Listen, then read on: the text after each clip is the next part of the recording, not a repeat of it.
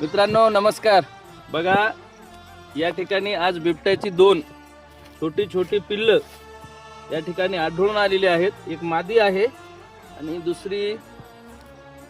दुसरी या ठिकाणी मादीच आहे। बघा दोन्ही माद्या आहेत आणि अतिशय गोंडस असे दोन्ही पिल्ल आहेत।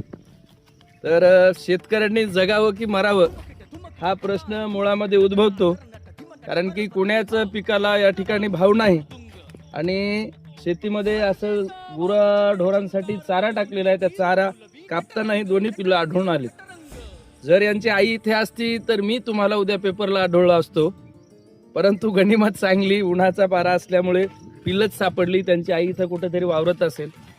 पुन्हा एकदा माझे सर्व शेतकऱ्यांकडून विनंती आहे या शासनाला आणि वन विभागाच्या कर्मचाऱ्यांना की अशी जर वन्य प्राणी आमच्या शेतात येऊन वावरत असतील तर नेमकं आम्ही कुठं वावरायचं हा एक नेमका मेन मुद्दा आहे। आणि या व्हिडिओच्या अनुषंगाने हिंगोली जिल्ह्याचे लाडके आमदार संतोष भाऊ बांगर यांनाही विनंती करतोय की शेतकऱ्यांसाठी काहीतरी, शेतीमध्ये हल्ला झाला, बरीचशी या ठिकाणी प्रकरणं झालीत की शेतामध्ये काम करत असताना महिलांवर असो, गुरांवर असो की माणसांवर असो बऱ्याच प्रमाणात बिबट्याची हल्ले झालेत। आणि दादाला अशी विनंती करतो की सापळा रचून वन विभागाला सांगा की सापळे रचून या वन्य प्राण्यांना पुन्हा त्यांच्या घरी, त्यांच्या जंगलात परत करावं।